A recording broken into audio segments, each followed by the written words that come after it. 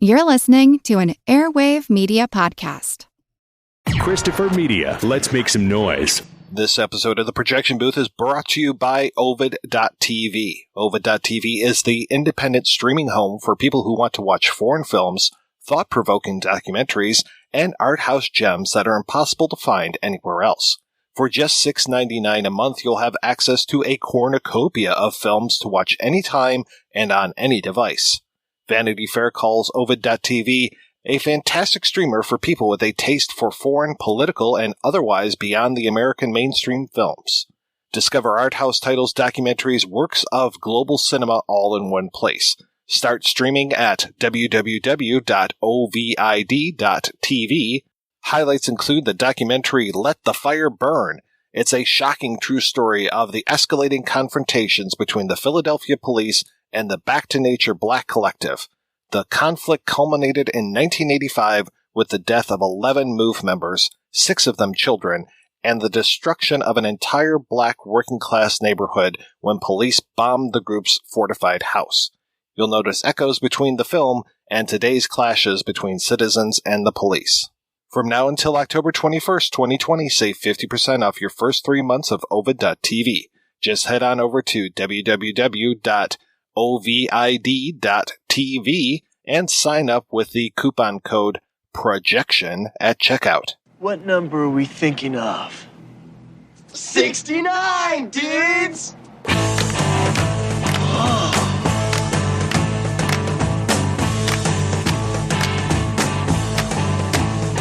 Well, it's 1969, okay. Walk across the USA. It's another year for me and you. Another year with nothing to do. It's another year for me and you. Another year with nothing to do.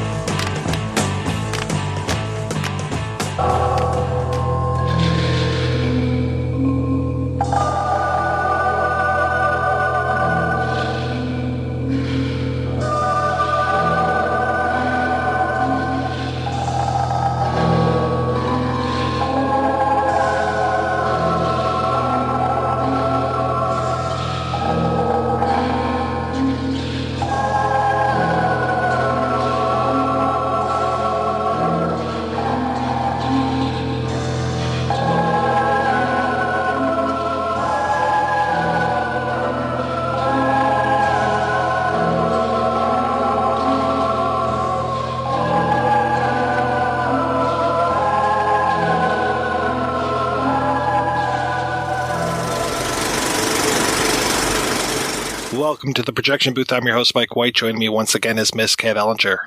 Hello. Also back in the booth is Ms. Samm Deighan. Hello.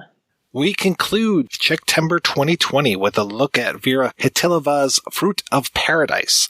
This may be the most experimental and unusual movie that we've covered as part of Czechtember. It's a retelling of the Adam and Eve story directed by Chytilova and written by her and Ester Krumbachova. If you're a fan of our Czechtember coverage, you're going to hear a lot of familiar names over the next little while as we discuss the film. Jan Schmidt, Pavel Jurasek, Yaroslav Kuchera, Zdeněk Liska, and more. Boy, I just probably butchered all of those names. We'll be discussing the end of the film, so if you haven't seen Fruit of Paradise, you have been warned. So, Kat, when was the first time you saw the film, and what did you think? Do you know, I don't know. It was after Daisies, definitely. Yeah, it was one I just randomly downloaded because I really loved Daisies. So, I don't know, about 7 years ago, maybe. Still don't know what to make of it. I love it because it looks so beautiful, and that's me, basically. Anything with lots of colours and music and people skipping around, eating, it's got it all for me. But I'm still trying to figure out the meaning.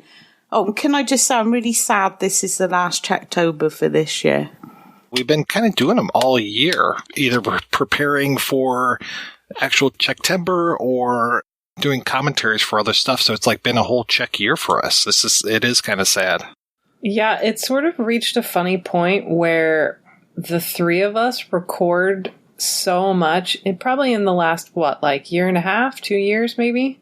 We've been recording so many Czech commentaries for second run that to talk to the three of you and not be talking about a Czech film, I'm like, what is happening? Next year when we talk about, Seven Beauties, we'll be like, are there any Czech people in this movie? We'll just make some up. So how about you, Sam? When did you first see this one? So I definitely saw Daisies well before this. And, as I'm sure we've talked about a million times and everyone listening knows, for a long time, getting a hold of these movies was really difficult. You had to kind of resort to sad bootlegs. I want to say I was finally able to find this maybe 4 or 5 years ago. So Kat and I did this for our Daughters of Darkness podcast. We did this insane episode on Private Vices and Public Virtues, the Miklos Janšo film. And because we're psychotic, we watched 15 of his films for one episode. And around that time, I tried to kind of fill in my sort of general experimental Eastern European cinema gaps. And I tried to watch a bunch of things that I had been meaning to see. And I'm pretty sure that's when I finally saw Fruit of Paradise. This one was a new movie for me. I thought I had seen this, but I kept mixing it up with the Apple Game. Because I saw the Apple Game when I was in a Eastern European film class, which is really what sparked my love for all of these movies. And it was really strange because I don't know why of all the movies that Herb Eagle picked that we didn't see Daisies, we didn't see Fruits of Paradise, but we saw the Apple Game. And I would have thought for sure if he was going to go with one Chytilova film, it would have been Daisies. So when I saw that, my mind was absolutely blown. I had only seen the Apple Game, which is pretty staid, especially compared to Daisies and to Fruits of Paradise. And yeah, now coming to Fruits of Paradise for this episode, I was completely blown away. And this is one that I've watched a couple times now, and I'm still just kind of parsing it out because there's a lot of stuff happening in this movie, from that opening kind of Stan Brakhage animation type thing that's going on all the way through, I guess, what we can call the narrative of the film. It's pretty packed. It did remind me of Daisies in a way, but it feels more linear than Daisies. In every piece that you come across on every piece, there's millions of people, there's not millions of on all 5 pieces that you've read. But everyone is at pains to point out that Vera Chytilova would often say, I'm not a feminist, and this isn't a feminist film, and this isn't, Daisies isn't a feminist film, and they're metaphors and blah, blah, blah.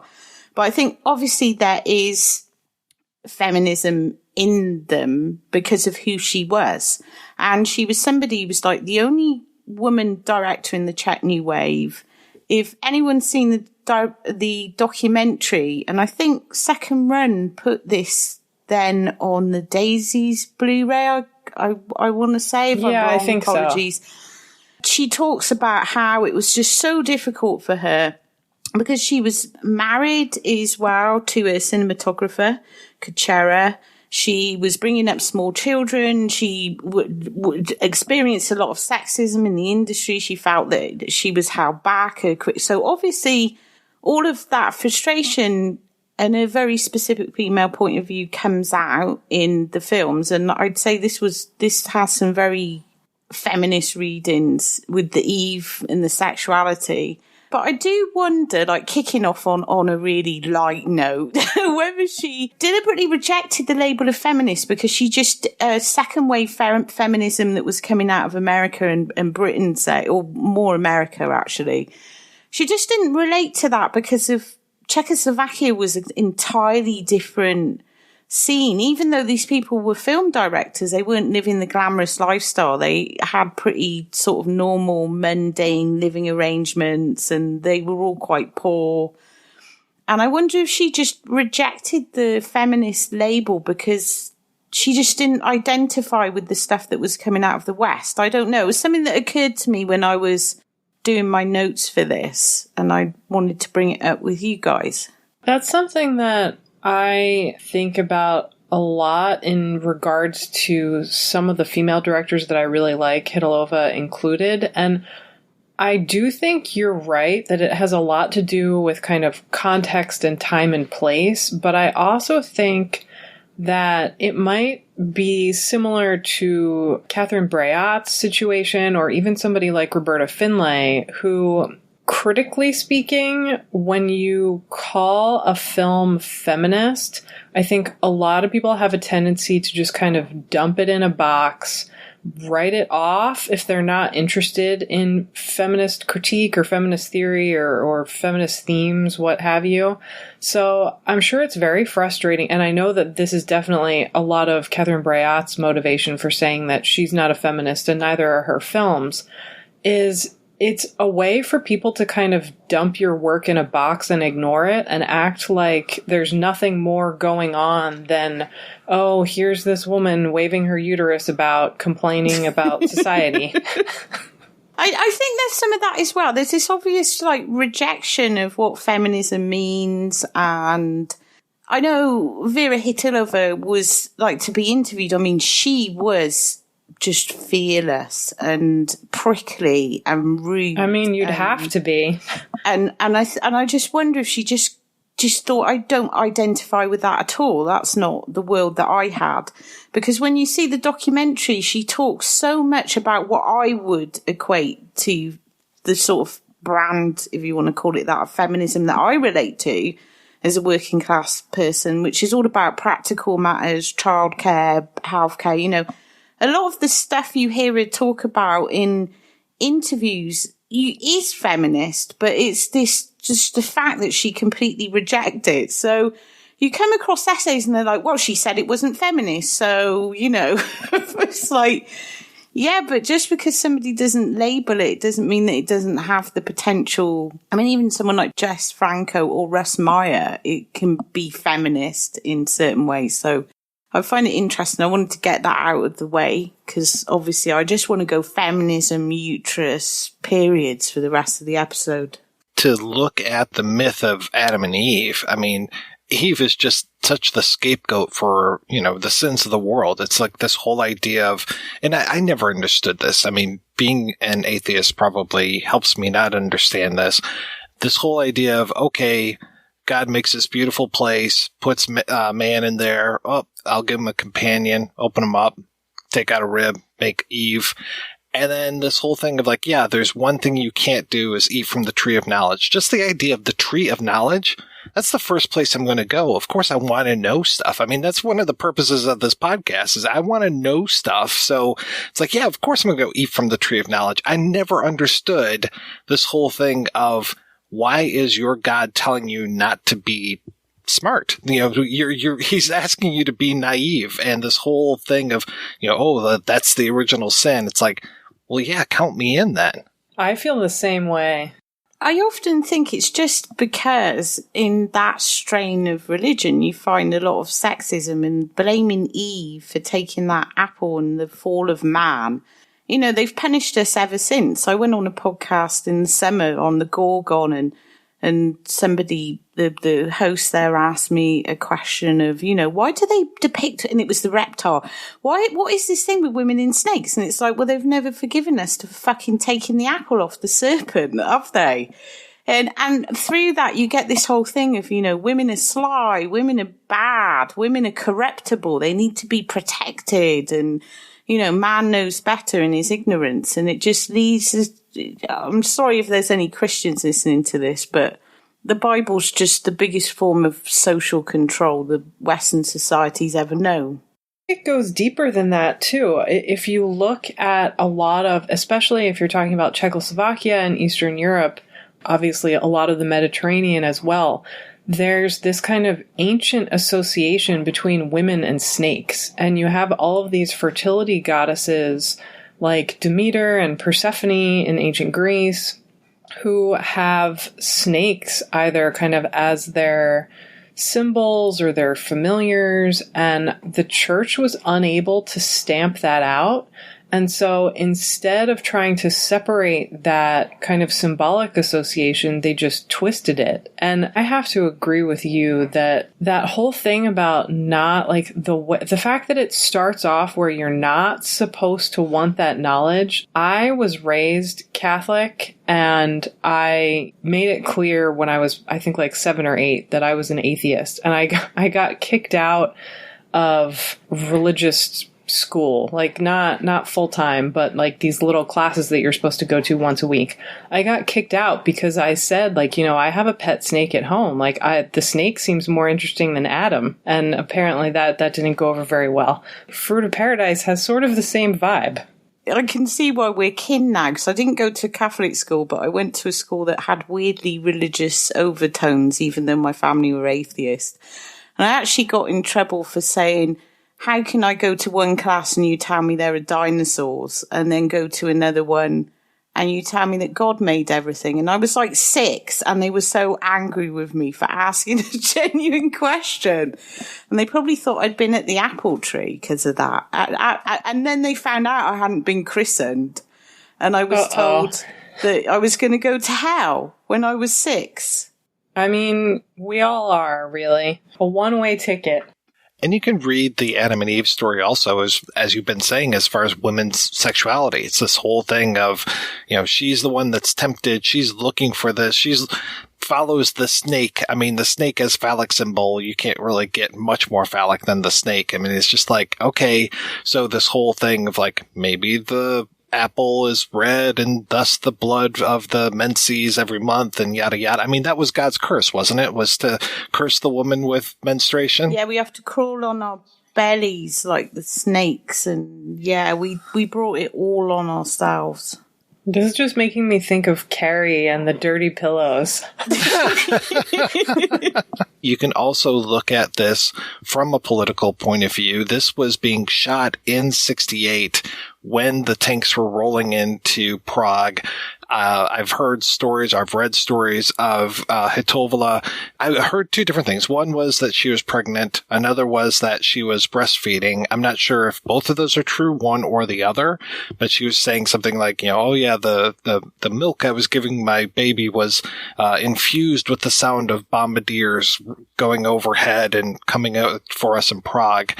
So this whole thing of Robert, the devil character, the snake character, when making his way into paradise, sounds a lot like the Soviets rolling into what was this beautiful Prague Spring and ruining everything.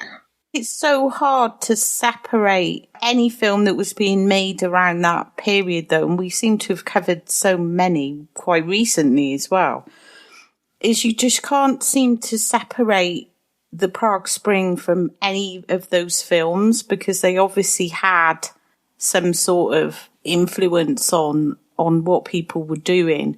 And I love the political elements and the fact that you can read this as allegory. But for me, the reason I first responded to this film was because even though I didn't quite understand what was going on, I really responded to the sexual elements, this theme of obvious female sexual empowerment and the fact that the guy suddenly becomes scared of Eve, and the weird masochism, you know, all the pervy stuff was basically what I responded to.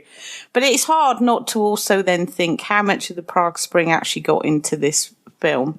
I'm sure it's sort of hard to listen to a podcast about this movie, especially if you haven't seen it yet, because it's so experimental. But one of my favorite things about it is, in a lot of Chytilova's films, but especially in this one, you can't really separate out those themes of female sexuality and female oppression in society with this idea of kind of larger political oppression. It's almost like to her they're the same thing, or at least they're inextricable, kind of. They were the same thing, though, because she felt, and especially towards the end of her career, she felt very bitter. And when I watched that documentary on her for the first time, it really made me cry, because she just felt like her whole career had sort of been muted and she'd been made impotent, not just by the fact that she split up with her husband And they both continued having careers. I think they split up in the very early 70s, so not long after Fruit of Paradise. But he was able to just carry on working and getting on with his life, whereas she had to take on two roles. She had to be the parent, and then she was also trying to have a career. And all this political stuff is happening at the same time, and films are getting banned, and her friends are being ostracized, including Ester Krumbachova, who we'll talk about. And I think to her, they were one and the same thing. It was a really difficult period for her. Well, her whole career was a difficult period from what she said. But this in particular, I think she felt very sort of tied. And one of the things I loved that she said on that documentary, and I haven't seen it for a while, so it's not a direct quote, but she said she realised very early on, because they'd have to go to the board or whatever to get funding or to get things through, was that she could make men very afraid by just crying. It was like their worst nightmare, just turned femininity into, she basically weaponized femininity, which I just love about her. So she would just turn on the waterworks.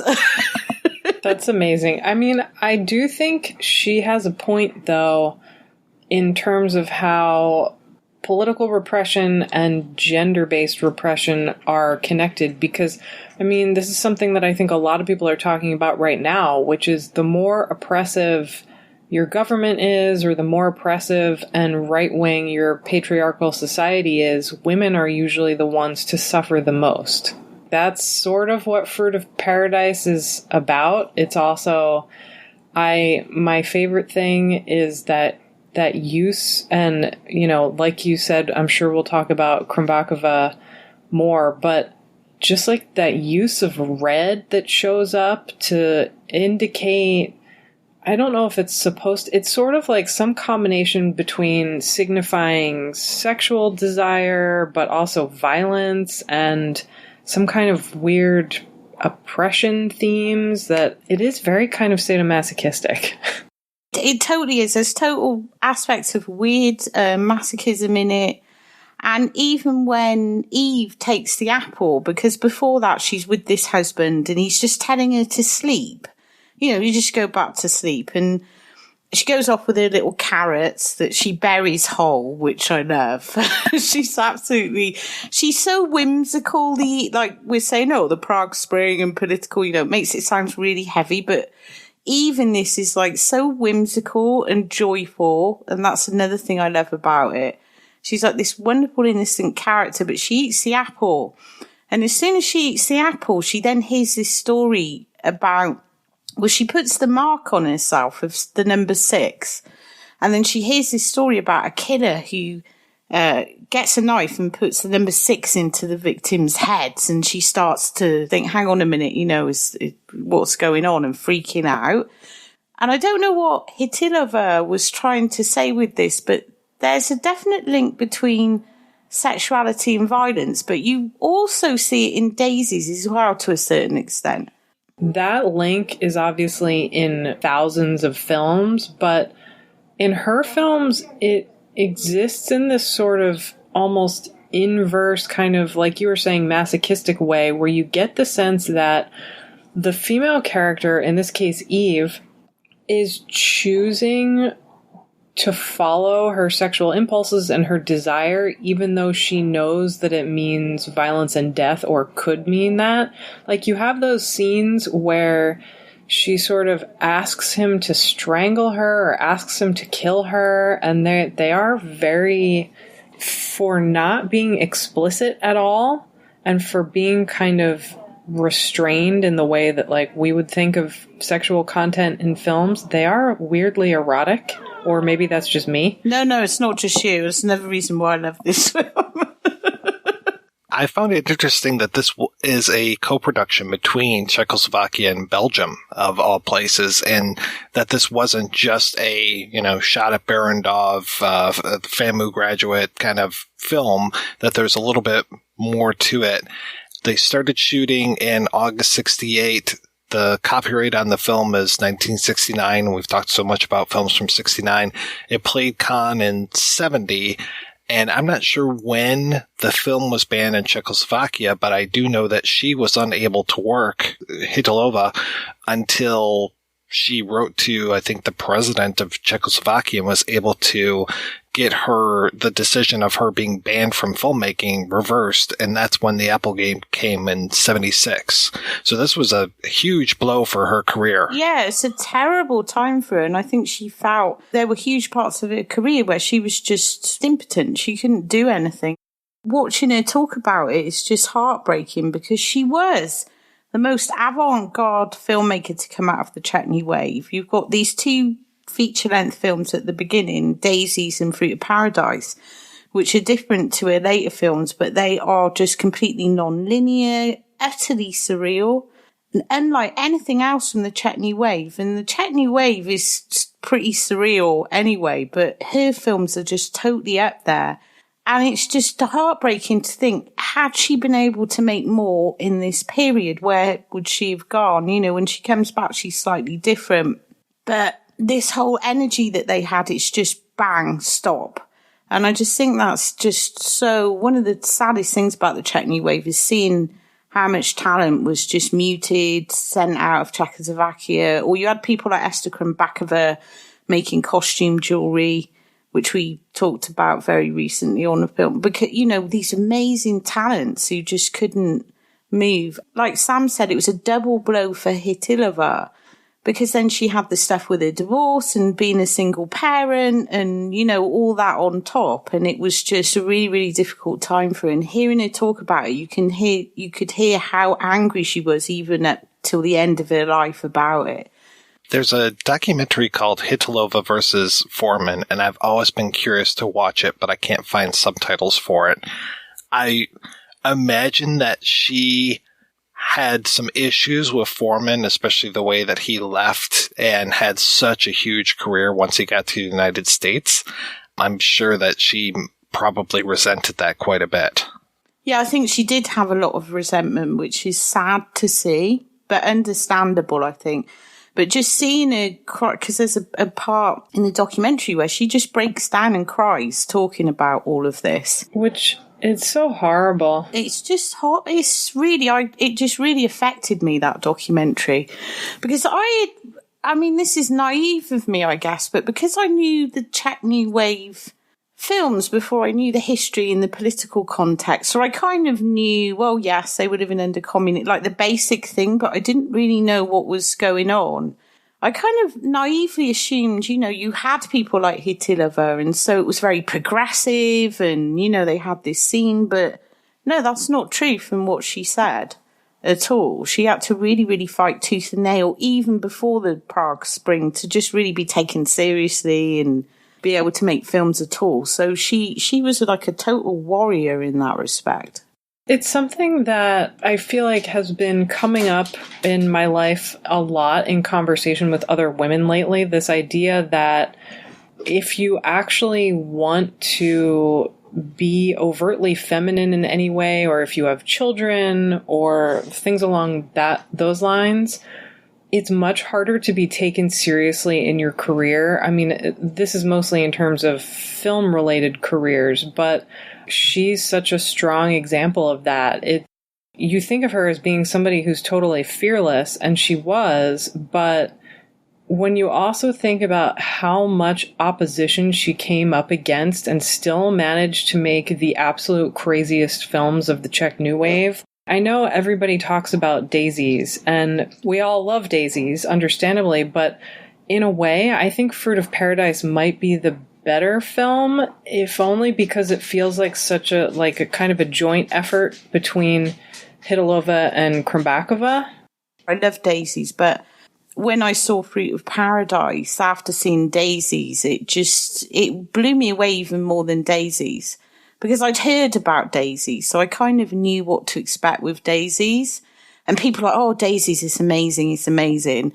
But I hadn't heard anything about Fruit of Paradise, so I got it completely on a whim, not knowing anything about it, and just wasn't prepared for it. And the whole time I was just like, oh my God, what is this film? This is incredible. Yeah, I think it is. It's a beautiful film. It is a beautiful collaboration between those two.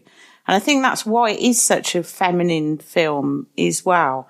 And people think feminine as in, you know, girly, and it's got beautiful costumes, obviously, because it's Krumbachova.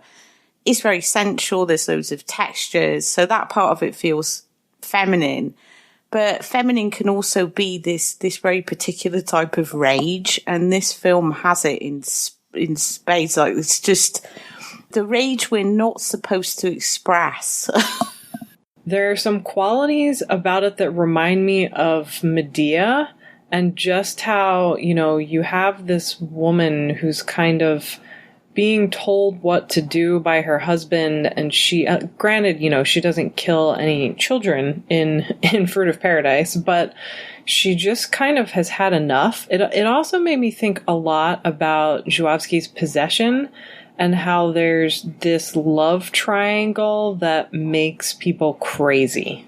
When I watched it again for the podcast, I was vaguely thinking of Possession in certain parts, but not making a conscious sort of, you know, thinking about it.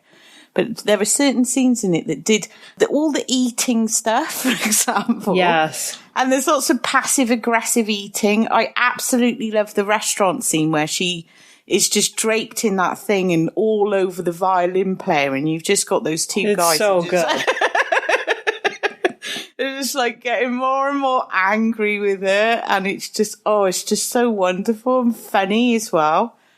If you haven't seen a lot of Zhuavsky films, and I feel like most people have only seen Possession, sadly, every single one of his films have these crazy, hysterical, melodramatic restaurant scenes or kitchen scenes where people, often they say things about gender roles and domestic relationships, which I think is definitely the case in Fruit of Paradise, but it's just sort of people are driven to insanity by their spouses and romantic partners, by these love triangles, and so they just have like these insane outbursts, and that definitely happens here, although it maybe is more whimsical. But I was also thinking about those scenes that sort of dominate the second half of the film, where she seems to just like lose control of her body in the best way.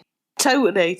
It's like something erupts in her as soon as she takes the apple. And something just erupts in her that's obviously very sexual, but it's also prone to danger and violence as well, that she can't control. And so she has these... I don't know anything about the actress at all, unfortunately, but she reminds me of a dancer. I don't know if she was a dancer. She must have been. Whenever we talk about Czech films, and I even made a mention of this up top, what I found interesting was that she went outside of that core group of actors that we've talked about so many times and went to a theater company, the Ypsilon Theater Company, and they, I think the three main characters, Eve, Joseph, who's the Adam stand-in, and then Robert, who's the Satan or Snake stand-in, they were all in a short movie called Carmen Not Only According to Bizet. And after that, I think Robert Jan Schmidt was in The End of a Priest, and then all three of them show up as our main characters in Fruit of Paradise. So she's going outside of the fold and bringing in these theater actors who act in a very interesting way. There's this theatrical way that they're doing things. I'm thinking especially the end of the picture when it is just Ava and Robert and they're out in that field and there's the snow. Just the way that they almost dance, like you were saying, almost dance around each other. It reminds me of a silent film horror, though. Yes. Like Caligari totally. Or something. Like the way they're moving, and they've got, like, Sam mentioned it earlier, but that big, like, red silk scarf or whatever it is that seems to go on forever. And the way they're sort of playing this game where you think he's going to kill her, and there could just be no dialogue, no music, no nothing. And it just totally, it's like a silent era sort of, and most of those silent era actors were stage actors. Like, it makes sense that they came from the stage. I don't think a film actor could have done that. Like, a lot of the vibe of Fruit of Paradise feels like some crazy improv exercise. That's what made me think of Zhuavsky so much, is it's all, especially with things like The Devil and some of his films where he kind of taps into this idea of acting as a kind of shamanic possession, where people are almost kind of acting in that sort of like early silent film melodramatic style, but there's something about it that doesn't seem exaggerated exactly, but that seems almost kind of like otherworldly. Jan Schmidt reminded me so much of Jan Klusak from the Party and the Guests. When he's got the beard, I think it was probably the beard. There's no gap in Schmidt's tooth, but they both have that kind of crazy energy. And I'm thinking of the beard, of course, with Valerie in A Week of Wonders. I know that Klusak... No, I mixed them up. I was looking, and then I thought, no, hang on, no! You're so spot on. And he does remind me of that, like, the weird priest guy he plays as well in Valerie. There's something about him that's just, and no disrespect to the actor because he's wonderful, but that is just deeply perverse. There's just something about him. He reminds me of those, like, early silent film serials where there's some sort of dastardly criminal who kidnaps a lady and ties her to the train tracks, and there's that like piano music playing in the background. He's a total Snidely Whiplash. He is. And Schmidt was the only one, like the other two actors would be in like maybe like a dozen other things, but Schmidt went on to have a huge career. He was even in Ferret Vampire, so another favorite of ours. It is wonderful. Can we talk about, because one of the things on my notes is Bacchanalia. Like half yes, please. Half of this film feels like a Bacchanalia, and we have this wonderful scene very near the beginning where you have Eve on the beach with this group of people. So there's this woman that's buried up to her waist with the biggest boobs I've seen in my life. Like they're bigger than her head. But she looks like she's wandered in from a Fellini film. Yeah, she totally has. Totally, isn't it? It's like the same thing. She's maternal sexy. She's got that Fellini look. And then there are people eating these oranges, and Eve is like squeezing the oranges. And to go back to what Sam was saying about it being erotic, even though there's like no sex in that scene, even though there's a woman with huge breasts as well, there is something about it that is like profoundly erotic. I can't quite work out what it is, but it's like this wild pagan energy in that scene that's just like, whoa. You talked about the costumes, and so many of the people in that scene, especially when they're playing with that orange balloon, they're wearing almost flesh-colored outfits. So the first time I looked at it, I was like, are these people all naked? Is this a nudist colony?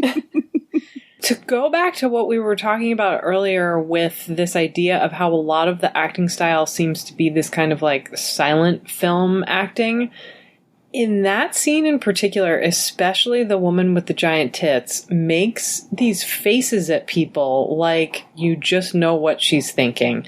There's this one point, so she's buried next to this man who I guess I assumed is her husband, and she makes a face at somebody off camera like she wants to fuck them, and her husband sort of looks at her like, I know what that face is. And so it's you're totally right. It's all throughout, and that's what I think is so brilliant about so many of Chytilova's films. This idea that like people don't have to come out and say things, or you don't have to explicitly show things to know exactly what's going on. And that oranges scene, I feel like that's the closest that Fruit of Paradise comes to being like Daisy's, but everything else is just like ramped up to 11 compared to Daisy's. Like it makes Daisy's look restrained. I just wanted to mention this is the second time me and Sam have talked about buried beach tits, because we really love Red Spattered Bride as well.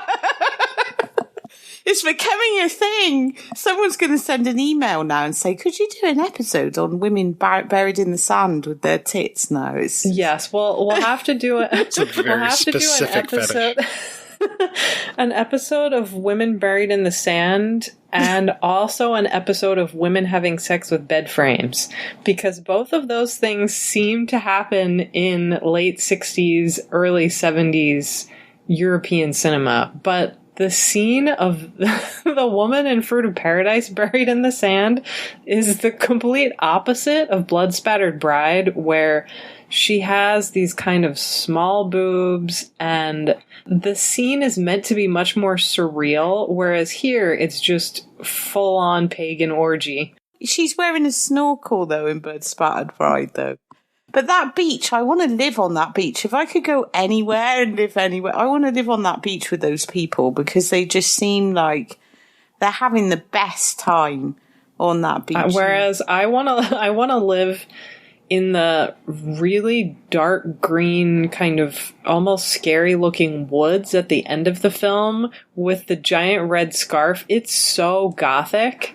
I know that Kat and I in particular sometimes interpret things as being gothic when, like, maybe they aren't, but it totally is gothic here. Everything is. That room that she goes into, Robert's room, I mean, that's just one of these crazy, like, I'm expecting a ghost to come out any moment, because that whole room seems like it's just so old and just bizarre, like the weird things that he keeps in his drawers, the cherries and all these things. Is like, what the hell's going on here? It's because he's a serial killer. We haven't even talked about that, really. No, we haven't mentioned this. Well, we kind of did. Before you say that, though, I read in one essay somebody described where Eve lives as a bourgeois health resort, and it's like, what fucking health resorts are you going to, dude? Right. Have they seen this film? Can we go there? Is this a place we can buy tickets to? Because I'll go. It makes me think of this really awful 90s film. I don't know if either of you are going to know what I'm talking about. I think it's called Exit to Eden. It's it's like this film that stars Rosie O'Donnell as a cop who goes to this island that literally is an S&M resort to investigate a crime, and she has to go undercover. And I don't know why I'm bringing this up, but I feel like the island in Fruit of Paradise, like the beach, it's part of that same island. It reminded me of that kind of Mount Etna landscape from Porchile, where it's like the soldier wandering around and looking for other soldiers to kill and eat. It felt so post-apocalyptic, and it feels like this whole health resort is something that was really vibrant in the 1950s or 40s and has just fallen completely into disrepair since then. Yeah, it kind of reminds me also that the sort of Porchile look that you're talking about, it reminds me a little bit of Parajanov. And I don't know if it's like the color contrast or what, but I mean, it's definitely not, I think, meant to copy him at all. And I think it might be before Color of Pomegranates, right? No, that was the same year, 69. Interesting. That super distinctive use of color and texture, it's like it almost doesn't matter what the hell's going on. If you put anything in Technicolor, like even some really dour Hollywood melodrama, not the gothic type, about generations of families, and you put it in Technicolor, I will just love the shit out of it. I'm just I feel the same way. Anything that's bright or has a lot going on visually and all the little details and everything, I almost don't want to rip it apart too much into political metaphor, because I think Fruit of Paradise is just such a truly magical film. And if you start to analyse it too much, like, what does this mean? What does that mean? And this and that, and put in these kind of... It sort of destroys that. I think it is purely... To go back to the silent cinema reference, Chytilova was somebody who just, early on in her career, just worked purely in this visual medium. It's almost like... Same with Daisies. Same with the early film, Ceiling. It's like words don't matter. Narratives don't matter. It's all about watching and visuals. And I absolutely love that approach to film. She was a lot bolder than her male peers in a way, because a lot of them were adapting existing texts or they were making surreal films. But compared to this one, they look fairly conventional, most of those films. Like even the Report on the Party and the Guest has a logical, obvious metaphor to it. Whereas Fruit of Paradise could just mean so many different things. And I think it's made to just make us respond completely in an emotional way to what we see. And I absolutely fucking love that sort of cinema, obviously. And we've talked about it a lot with Borovchak, and Zhuravsky did it, and, you know, all these wonderful deviants that we love so much. Yeah, Rob Grier, definitely. Rob Grier did it, yeah. I totally agree with you. And obviously, you know, all three of us are film critics. So our jobs and, you know, just what we like to do in general is to talk about and analyze film. But so this might seem contradictory, but I do think there are certain films where people shouldn't want to listen to a critic tell them what it's about. They should just experience it for themselves. And I definitely think, for me, Fruit of Paradise and something like Celine and Julie Go Boating are probably on my top 5 of don't read anything about it, don't listen to anyone talk about it and try to explain it to you. Like, it's just meant to be this visceral experience. And it probably means something different to everyone. We've been unfortunate that we've only just seen them on home video. So imagine seeing this film on the big screen. Can you imagine what an experience that would be?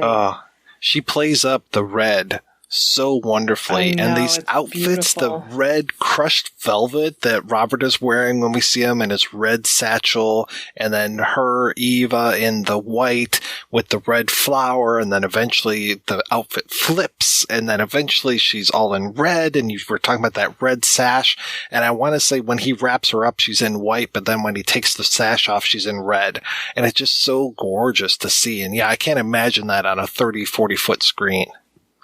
I think I'd die. I wouldn't survive. It would be too much for me. But wouldn't that be a great way to go? Like, if you knew that you were going to die and you could bring some, I don't know, like nightshade or something with you into the theater and just eat it while the film is ending. What was the guy's name? Keyes, the Edward G. Robinson character from Soylent Green, where it's like, don't play Vivaldi and the beautiful nature music. Just play this Chytilova film for me and I'll be fine. Yeah. Oh, but speaking of music. Oh, the music. I meant fucking A. Yeah, I meant to say this earlier when we were talking about how parts of the film seem kind of gothic. That Zdeněk Liska score, it makes the film so much more. It's incredible. It's one of my favorite things ever, but it makes the film, I think, more foreboding. And it also, once I thought this, couldn't get it out of my head. It's so similar in certain parts to that repetitive score to Jess Franco's Venus in Furs. It's like it has some of the same, it's like that same kind of downbeat theme. I'm glad you didn't mention this before I was watching, because I'll get it stuck in my... It's going to be in my head forever now. No, it is. It does have this really... Parts of it are quite very, like you said, ominous, very, very gothic. And I think parts of this film are deliberately gothic. Like, they seem to play on the... Or fairy tale gothic. They seem to play on that idea of the lost maiden in the woods and being chased around and the big bad wolf, and... The score is just exceptional, but then we've talked so much. He seems to have done so much, Zdeněk Liska, so many important films, and all of those scores are just so different from one another. If it's not him, it's Fischer. Is that right? Lubos Fischer? Yeah, Fischer. Yeah, well. It's like one or the other seem to have scored almost everything for the Czech New Wave. He also, and we should talk about this a little bit because I'm obsessed with it, like the way the film starts and ends is with this choral singing where it's basically this chorus of women and then a man's voice joins them who kind of acts as a narrator randomly in the beginning and the end, and I love it so much. Oh, and it's, yeah, straight out of Genesis, and it's just like really plays up. And at first, the credits are amazing. These all hand-drawn, the use of like leaves and flowers and fruits mixed in with the hand-drawn credits. And then the opera thing plus the brackage opening. I didn't know if the whole movie was going to be this type of stamp brackage animation thing that was going on. I'm kind of glad that they went with the narrative after a while, but God, that opening with that animated type style was just amazing.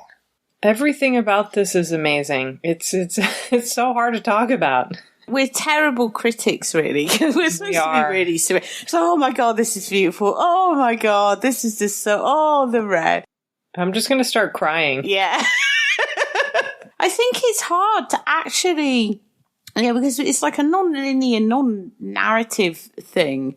And it's made to be experienced. And so I would imagine anyone listening to this episode who hasn't seen the film is probably incredibly confused right now. But anyone who's seen the film is just going to totally know, as long as they love it as much as we do. And I can't see that anyone can't love that film. If you don't, send me your address. I will come to your house and burn it to the ground. There's a switch that happens somewhere in the movie, which is at first Eva is really pursuing Robert, and then I think it's after she stamps herself with the number 6, and I'm glad that Peter Hames pointed out that it's similar. Her stamping herself is very similar to the whole stamping scene in Closely Watched Trains. It totally is. Right? Especially that she does it on her thigh, and I was just like, okay. It's like almost in the same spot. After she stamps herself, then Robert is interested in her and will pursue her. But when she's pursuing Robert, it really reminded me of Alice in Wonderland and this whole idea of her pursuing the White Rabbit and him constantly disappearing. And then at one point, the key, quote unquote, falls. It just pretty much appears on the sand. And then she takes that key. And I was just like, this so reminds me of Alice with the different keys, with the eat me, with the drink me. I was thinking that she would go into his room, and while she was going through stuff, he's got that drawer full of cherries. Maybe she'd pop one of those in her mouth and she'd start to shrink or grow. Who knows? But yeah, it just really reminded me of that at the beginning. And then, yeah, you said he's a serial killer who I thought that he stamped each victim with a number, like the first victim with the 1, kind of like the Frighteners or something. But I guess he always stamps them with 6, which I guess fits into the whole Book of Revelation thing with the 666. And so he seems to get really turned on when she has that 6 on her thigh. And she gets really I mentioned it earlier, but she gets really freaked out when she realizes she's sort of marked herself, because before that, she's acting like this crazy. I love the bit when she picks up his satchel very near the beginning and is giving him his satchel back, but she doesn't want to give it back. Like, she's holding on to the satchel, and he snatches it away, really kind of like, just give me the bag, you crazy woman. And she's got a husband as well at the same time. And it's almost like she moves this other guy in with the husband, and then they're together, and then she's sort of all over the violinist in the restaurant. Or I think that part is wonderful, because they're really freaked out. The husband becomes very freaked out by her behaviour when she suddenly becomes this orgasmic presence. That's the only way I can describe her.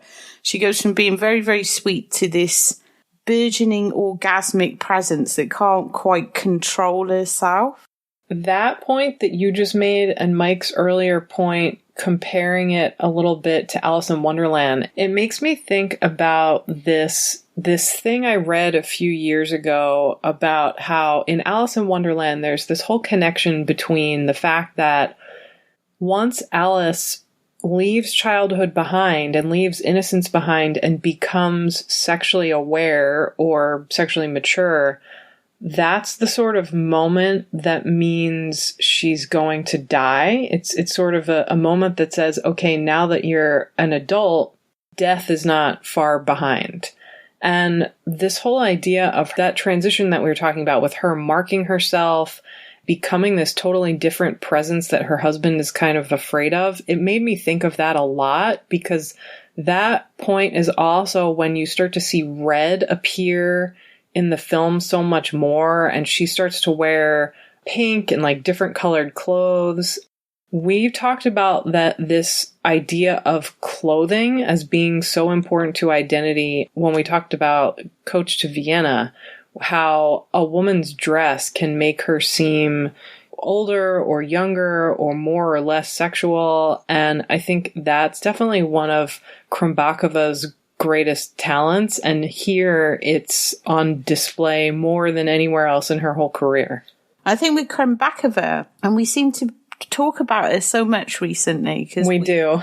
We've just done so many films that she was either credited as a screenwriter or costume designer, but she was always so much more. And when she was with Chytilova, they had a very strong partnership. They were very much in tune with one another.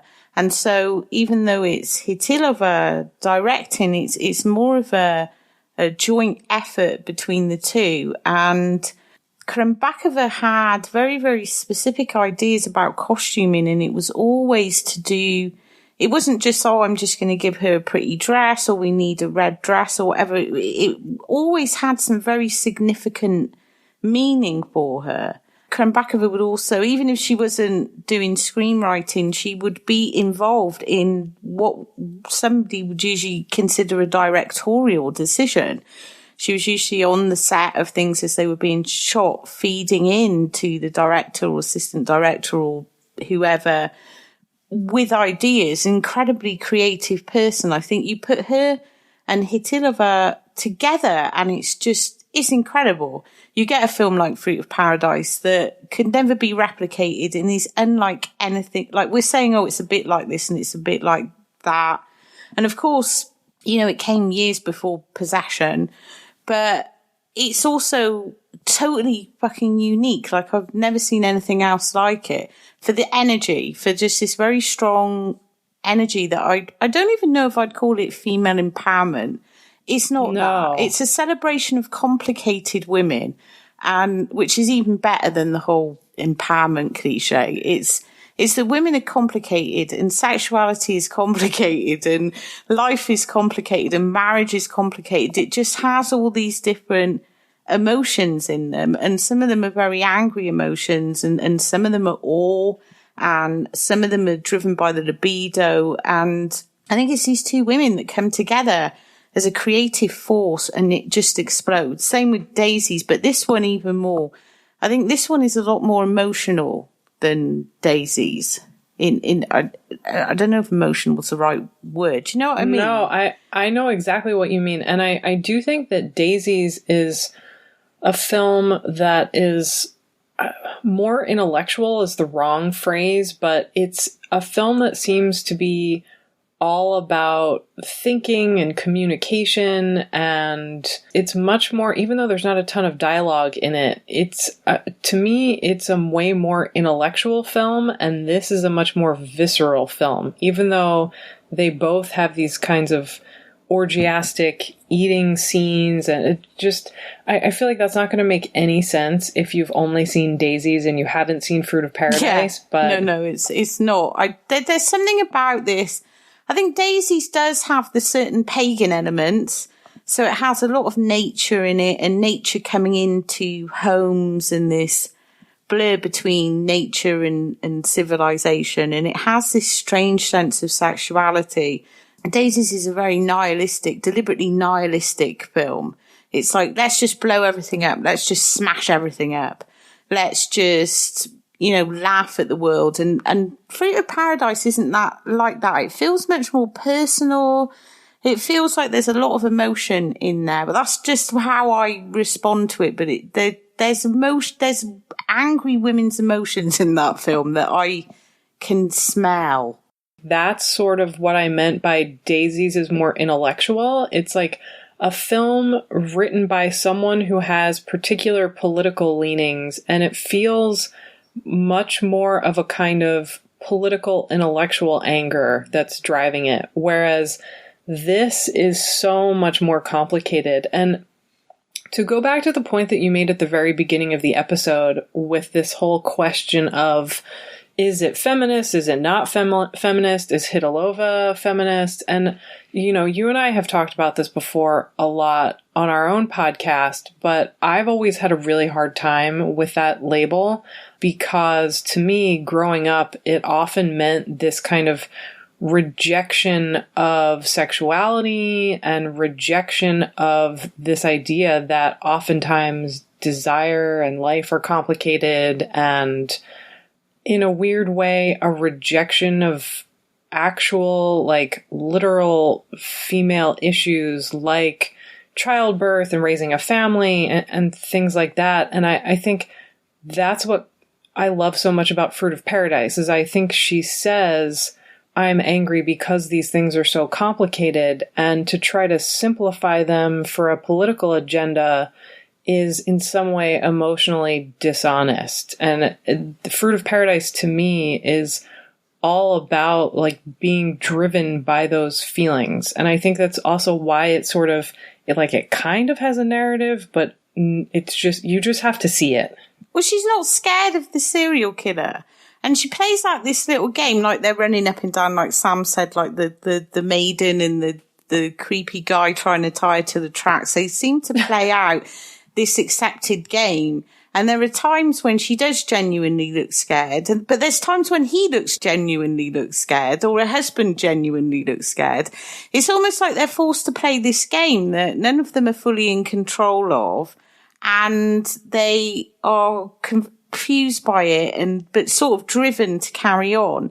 But there are other parts in that game where she should be scared, where she's clearly enjoying it. She's clearly enjoying being chased around the forest and playing out these stereotypes of, oh, I should run now. And she's almost like goads him to do it. It's like when she says to him, will you kill me now? She's not supposed to do that. She's supposed to run away. She's supposed to get her husband to save her or something. But she's just so into the game and she's really enjoying it. That element reminds me so much of Rob Grier, because so many of his films are about people sucked into those repetitive games that kind of go on in this loop, and there's something unpredictable about the game where you agree to a certain amount of violence or a certain amount of masochism, but then sometimes it becomes too scary or it becomes too much, and you think like, well, what have I gotten myself into? But much more than in Rob Grier's films is exactly that point you just made about how Robert is equally scared at times, and he's not only the aggressor or only the perpetrator or whatever you want to call him. His character is so strange, the way that he will turn on a dime, the way that he also has weird moments of physical comedy. Like there's a moment when he almost like literally falls into the room that she's in. It's just bizarre. And the scene where he's hiding behind the tuba, which makes me laugh out loud every time I see it. Yeah, there's the tuba, there's the drum set. It's like musical plays a part of this. The drum playing scene is amazing as well. She just starts playing those drums and they're like kind of freaked out by it. They're so freaked out by it and she's just totally going for it. And there's this, again, going back to the silent comedy thing, there's an attempted murder where he finds this angel statue. Robert finds this angel statue under a tarp, and she's outside, and so he gets Joseph to help him move the statue near the window, and then he eventually figures out a way to make it fall out the window, and he's like, oh, that's the end of her. And then, of course, she's not underneath where the statue was. Because they're kind of like, they work together because they're both really freaked out by the drum playing, I think it is. They're just sort of giving each other the side eye, like, fuck, she's lost it now. And so they get that thing and he's like, oh, this is a lovely foot on this statue. And he just tips it and the other one just pushes it really hard. And then they're like, oh, she's gone now. And they go outside like really scared. And then she appears again and they genuinely look terrified of her. I think she drives them insane, and one of them is supposed to be there to kill her, but she's too much of a match for him in so many ways. It's like there are parts when he just gets this look on his face like, I'm totally out of my depth here. What have I done? I talked about how Jan Schmidt, it's not his voice coming out of his mouth, and I haven't been able to confirm this anyplace, but I think that he was voiced by Joseph Sommer, and then I think that Schmid voices the Robert character. Or sorry, like they just swapped? The Joseph character. Well, it was like, it wasn't Carol Novak doing his own voice, but then it's not Jan Schmidt doing his own voice, but he's doing the voice of Joseph while or Joseph while Joseph Summers doing the voice of him. It's really strange. I'm like, why would you do this? But I guess other than to be experimental, because there are moments, I talked about the brackage type opening, but in the rest of the film, I mean, we're talking about all of these crazy things that happen. It's also shot in a very unusual way. The editing will throw you off. There are moments where it's almost like I guess kind of like a silent movie thing again, where it feels like it's being overcranked the way that she's moving around, or almost like a stop motion kind of a way that she moves. It doesn't happen all the time, but it happens enough where you're just like, okay, I don't know what to expect with the next time that we cut to something else. It could be someplace that I don't know. It could be something happening that I don't know. She keeps us on our toes the entire time that we're watching this movie. Yaroslav Kuchera, who was the cinematographer, who was married to Vera Chytilova at the time. But if you look at the cinematography that Kuchera did on some of the other films, we did Diamonds of the Night, which is just, I know we talked about that recently, just so surreal. He did Daisies. He did Morgiana, which is another one that we did for Czechtember, Little Mermaid. And he was like a really, really experimental cinematographer. I know Hertz wanted him for The Cremator, but Kuchera at the time turned him down, which is kind of sad. But then he came back because he wasn't part of the FAMU gang. But then he came back and he worked with him on Morgiana, which is all like fisheye lenses and weird points of view. Sometimes you're the cat, sometimes, So there's a lot of Kuchera in there as well, I think. Those three working together is just like the perfect parts of the Czech New Wave sort of experimental craftsmanship. Yeah, I did notice a nice fisheye lens happening in here at least one time, and I was like, "Oh, okay, this is good." The way we're being distorted in the film is great. It just has such a beautiful look to it. Yeah, the more we've been talking about it, with a lot of these experimental elements, it really does kind of seem like a silent film serial. And now I'm not going to be able to think about it or I'm going to be able to not see it that way when I watch it again. But it's so strange because like the cinematography is not at all like a silent film. Like there are some of those kind of physical comedy things that you mentioned, but it's so much, for anybody who hasn't seen it, it's so hard to describe how textured it is. It's the kind of movie that I'm sure if you saw it in a theater, you just would sort of be lost in a lot of these really, really richly textured scenes. And I know he does that for things like Diamonds in the Night, but in a very different way. The only film that I can think of that is as textured, like a sort of sensual texture, as sensuously textured as this, is Peter Strickland's Duke of Burgundy. Oh, yeah. I mean, I'm sure he would be very happy to hear us say that. It is. You can tell him that, because it is. There's very few films that actually can.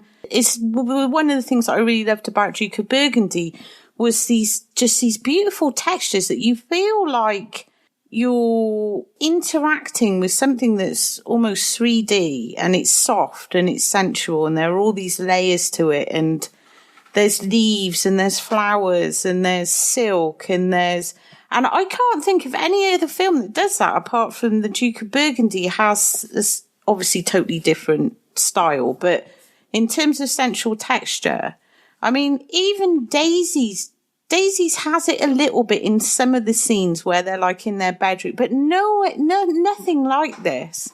It's like layer upon layer upon layer, and it's just absolutely beautiful, which goes back to what we were saying. It's a film that needs, you experience it, you feel it. You don't sit there and, follow a story or think about it. You have to totally just let yourself go and just slide into it. We touched a little bit about the way that Eva is pursuing Robert, but one of the reasons why she's doing it, I think, is to make Joseph jealous, because he gets a letter in the mail that she says is perfume, so it's probably from one of his lovers. And he doesn't seem like the guy that would have a lover, a side piece. He's such a schlub. He's so apathetic and just so dull, isn't he? And just so... he's like a weird non-entity in a way, apart from when he's being jealous and passive-aggressive. That seems to be his two emotions. Yeah, he's what the sort of character type that I think of as being very Jonathan Harker, where he's just super milquetoast and forgettable and seems to exist only as a way of forcing this woman into particular social conventions, but forcing her in a very kind of passive way. Yeah, like lie down on this bench, just go back to sleep. And then she's there growing his carrots for him and everything, and she's just so whimsical, and he doesn't appreciate her. No one appreciates whimsy enough. No, he is totally milquetoast. He's always just like, come on, what are you doing? Just wants her to quit having fun, quit standing on rocks, all of these kind of things. Just, come on, let's go home. I love the scene where they're laying in bed and she gets up and she says, do you mind if I go out? And he says something like, yes, don't go anywhere. And she's like, okay, and goes right out the door with this like impish look on her face. Yeah, she has that kind of vibe to her. She has that, it's a little Bjorkish in her face, but she just always seems to be like, like a twisted smile, just like, I'm going to do whatever I please, thanks. No, my God. I was trying to think who she reminded me of, and it is, it's Bjork. That's totally it. She just has this look, like a sort of, she's smiling, she's happy, but she's just going to do what she's going to do, and it's kind of cheeky. She's also potentially a troublemaker, yes. But you don't see Joseph on the beach squeezing oranges or, like, throwing the ball around. He's too square for that. He does not look like an orange squeezer. He doesn't. It is very interesting how often she is framed by nature, and that she is often very small in the frame, but yet since she is so powerful and so colorful, even if she's in white, she's surrounded by like a field of green, or if she's wearing red, she's surrounded by a field of white. So she's always standing out so much. Even if she's like small in the frame, she's still our main attention because of the way that she pops off of the screen. And you're right, as far as the colors go, this is so luscious and is just wonderful. Just tracking her outfits through this movie is just a joy in itself to see how she changes from scene to scene or moment to moment. It's like Wonka vision. I just want to touch everything and put everything in my mouth. That should be the tagline. I mean, we've already talked about Krumbachova and just how many times food shows up in movies that she's involved in, and this is no exception. I mean, from the titular fruit of paradise to the cherries, to that dinner scene, to the oranges. I mean, food is just front and center so often in this movie.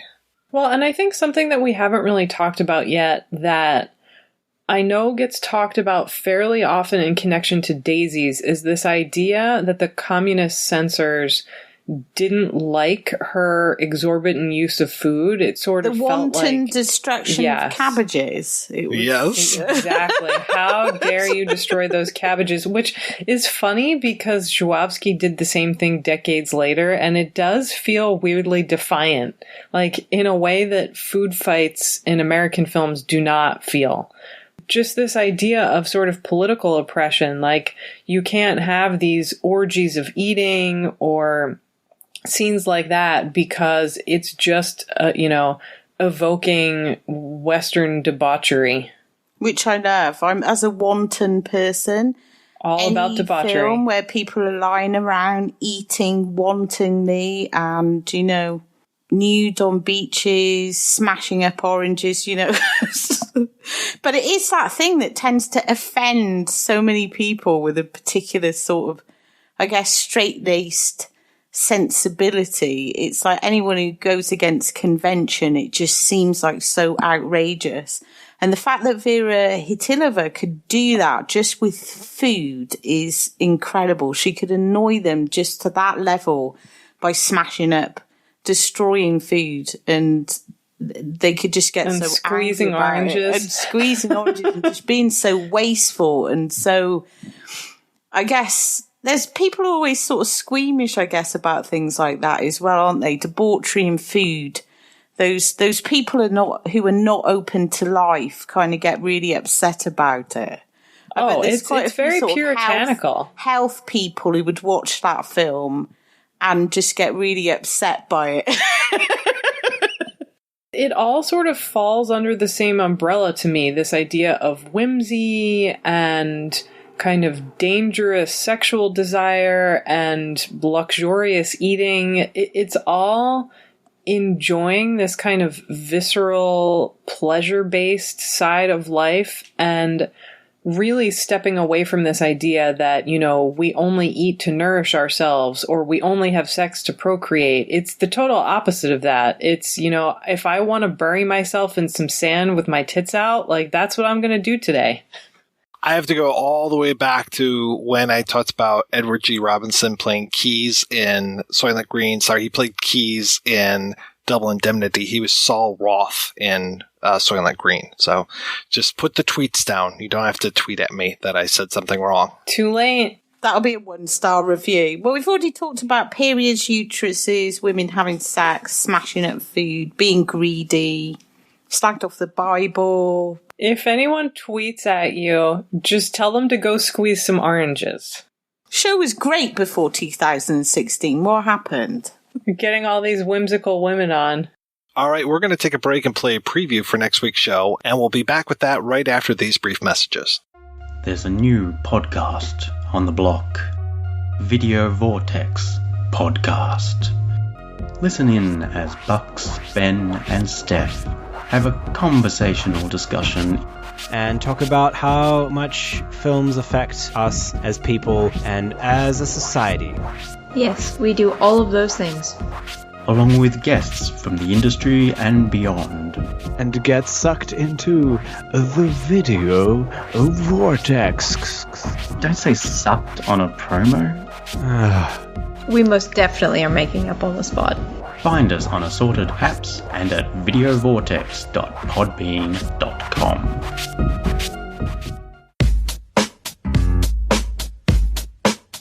It's not easy having a good time, and it's not cheap either. Every week, the Projection Booth brings you a new show, possibly even two, focusing on all genres of cinema. If you've sat through the 7-hour Conan episode, the 6-hour Star Wars episode, or even the hour-long Superbman episode, you know that Mike and his co-host put forth a lot of work into researching the movies, tracking down the interview subjects, and putting together one of the best podcasts on the internet.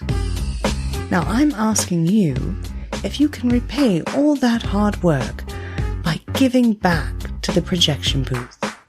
The show has a Patreon fundraiser at Patreon. That's patreon.com/Projection Booth. You can donate as little as $1 a month. That's $12 a year. At least 50 great shows and 2 terrible ones. That's the price of 2 matinee tickets. Now, isn't the Projection Booth worth it? Once again, that's patreon.com/Projection Booth. Donate today. It's the right thing to do.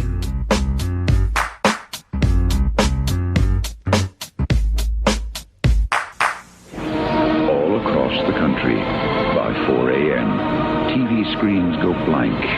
The Late Late Show is over. The Freeling home is different. Although nothing is on, something is there. Poltergeist, it knows what scares you. Rated PG. Starts Friday. Check newspapers for a theater near you. That's right, we'll be back next week to kick off Shocktober 2020 with a look at Tobe Hooper's Poltergeist. Until then, I want to thank this week's co-hosts, Sam and Kat. So, Kat, what has been keeping you busy lately? We just did Rest in Pieces, another Larraz film for Vinegar Syndrome, which was just so, we, as in me and Sam, Not the royal we. Yeah, we. For once. So we got to talk about Jack Taylor, who we love, and Patty Shepherd, and weird suicide cults, and zombies, and ghouls. I was very educated about what a ghoul is by Sam on that track. And I'm just so excited that it's coming out, because I thought we were going to have to wait ages, and then it was like literally just announced, so I'm like so happy. Also, I know people are sick of me going on about this, but my Patreon, or Kat Ellinger's Confessions of a Cine Slut, I've got vlogs and blogs and trailer commentaries and all sorts of stuff on there, so check it out, please. We also did another joint commentary for Mondo Macabro on Queens of Evil. Oh, speaking of luxurious eating. We've like literally just done that one as well. We did.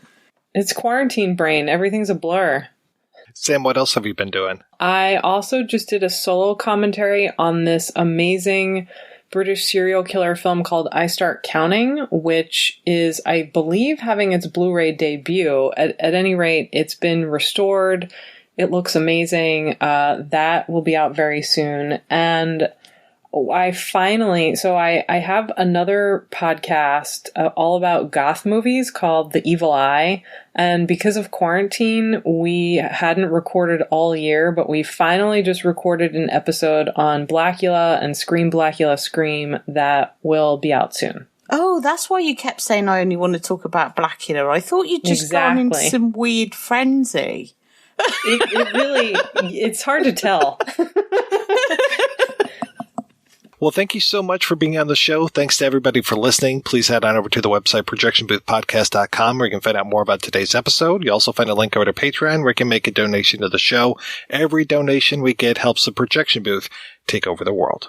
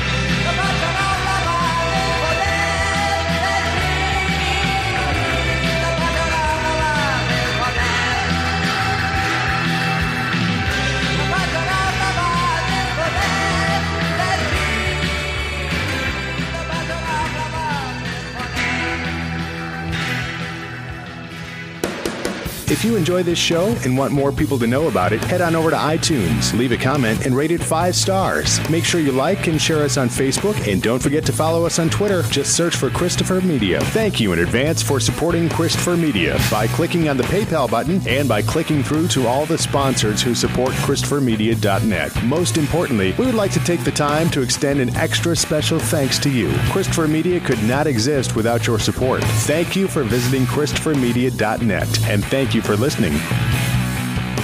Christopher Media. Let's make some noise.